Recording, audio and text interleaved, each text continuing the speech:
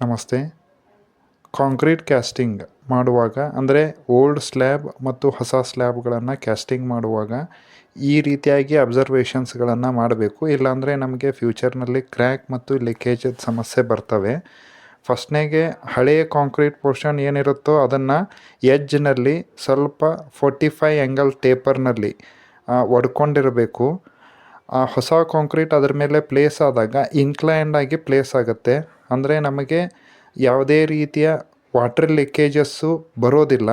ಇದಕ್ಕೆ ಎಡಿಷ್ನಲ್ ಆಗಿ ಕಾಂಕ್ರೀಟ್ ಹಾಕುವ ದಿವಸ ಈ ಎಡ್ಜ್ಗಳನ್ನು ಟೇಪರಾಗಿ ಹೊಡ್ಕೊಂಡು ಅದಕ್ಕೆ ಕಾಂಕ್ರೀಟ್ ಬಾಂಡಿಂಗ್ ಏಜೆಂಟ್ ಅಂತ ಸಿಗುತ್ತೆ ಮಾರ್ಕೆಟ್ನಲ್ಲಿ.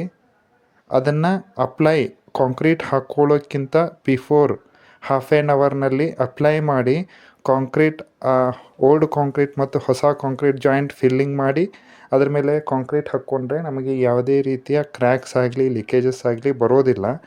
ಈ ಓಲ್ಡ್ ಕಾಂಕ್ರೀಟನ್ನು ಟೇಪರಾಗಿ ಒಡಿದೆ ಅಂದರೆ ಲೈಕ್ ಅ ಬಾಕ್ಸ್ ಎಡ್ಜ್ನಲ್ಲಿದ್ದರೆ ಅದು ನಮಗೆ ಫ್ಯೂಚರ್ನಲ್ಲಿ 100% ಲೀಕೇಜ್ ಬರುತ್ತೆ. ಸೊ ಓಲ್ಡ್ ಮತ್ತು ಹೊಸ ಕಾಂಕ್ರೀಟ್ ಹಾಕಬೇಕಾದಾಗ ಈ ಪ್ರಿಕಾಷನ್ ತಗೊಳ್ಳೋದು ತುಂಬ ಒಳ್ಳೆಯದು.